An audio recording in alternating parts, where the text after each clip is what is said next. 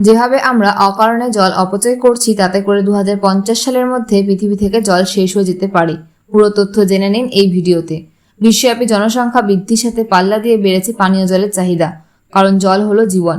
কিন্তু আগামী দিনে সেই জীবনে বিপন্ন হতে চলেছে জলের অভাবে। চাহিদার তুলনায় পর্যাপ্ত পরিমাণ জল সরবরাহ হচ্ছে না, ফলে ব্যাহত হচ্ছে কৃষি, যা আগামী দিনে মানুষের খাদ্য নিরাপত্তার জন্য হুমকি স্বরূপ। তথ্য বলছে বিশ্বের প্রায় 230 কোটি মানুষ জলের সংকট আছে এমন দেশগুলিতে বসবাস করে। এমতো অবস্থায় জলবায়ু সংকট আরও প্রবল হলে বিশ্বব্যাপী জলের সংকট আরও বহুগুণ বেড়ে যাবে। রাষ্ট্রসংঘের আবহাওয়া বিশেষজ্ঞদের তরফে একটি সতর্কবার্তা দেওয়া হয়েছে। জানানো হয়েছে 2050 সালের মধ্যে বিশ্বের কয়েক কোটি মানুষ জলসংকটের মধ্যে পড়তে চলেছে। COP26 সামিটের অনুষ্ঠান থেকে জল সংরক্ষণের আহ্বান জানানো হয়েছে। মরুদেশ হোক কিংবা পাহাড়ি অঞ্চল অথবা উপকূলবর্তী এলাকাতেও, অর্থাৎ পানীয় জলের হাহাকার বিশ্বের নানা প্রান্তে দেখা যায়। তবে 2050 সালের মধ্যে তা প্রকট আকার ধারণ করতে চলেছে বলেই সতর্ক করা হয়েছে বিশ্ববাসীকে। কমপক্ষে 1 মাসের জন্য সেই দৃশ্য দেখতে পারে প্রায় 30 কোটিরও বেশি মানুষ। The state of climate service 2021 ওয়াটারে বলা হয়েছে যে পৃথিবীর স্বাভাবিক আবহাওয়াতে বদল এসেছে। জলবায়ু পরিবর্তিত হচ্ছে চোখের পলকেই। কখনো অতিরিক্ত গরম, কখনো আবার চরম বৃষ্টি, প্রচণ্ড ঠান্ডা। অনিরাপদ পানীয় জলের কারণে প্রতি বছর বিপুল সংখ্যক শিশু বিভিন্ন রোগে আক্রান্ত হচ্ছে। ইউনিসেফ ও বিশ্ব স্বাস্থ্য সংস্থা অনুযায়ী নিরাপদ পানীয় জলের সুবিধাবঞ্চিত মানুষের 2/3 বাস করে এশিয়া ও আফ্রিকা মহাদেশে।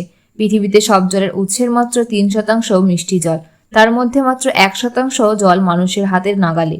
সুতরাং পৃথিবীর মাত্র 0.0007% জল ব্যবহার উপযোগী, যা 6.8 মিলিয়ন মানুষের পানীয় জলের উৎস। WMO এর তরফে বলা হয়েছে গত 20 বছর ধরে পৃথিবীর অভ্যন্তরে সঞ্চিত জলের স্তর, অর্থাৎ পৃষ্ঠতলের জলস্তর যা পানযোগ্য, তা কমছে। আবার বিশ্ব উষ্ণায়নের ফলে বরফও গলছে পাল্লা দিয়ে। প্রায় 1 সেন্টিমিটারের বেশি বরফের উচ্চতা হ্রাস পেয়েছে। দেখা গিয়েছে বিশ্বে 2000 সাল থেকে বন্যা সংক্রান্ত দুর্যোগও বৃদ্ধি পেয়েছে রেকর্ড হারে, প্রায় 134%।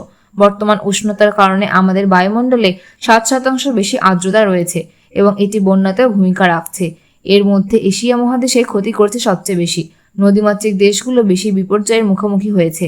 তাই আসন্ন দিনে এই সকল এলাকাগুলোকে আরও সচেতন হতে হবে বলে জানানো হয়েছে।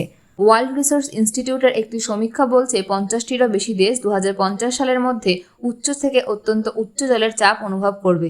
মধ্যপ্রাচ্য, উত্তর আফ্রিকা ও দক্ষিণ ইউরোপের কিছু অংশে জলের ঘাটতি সবচেয়ে বেশি হবে বলে আশা করা হচ্ছে।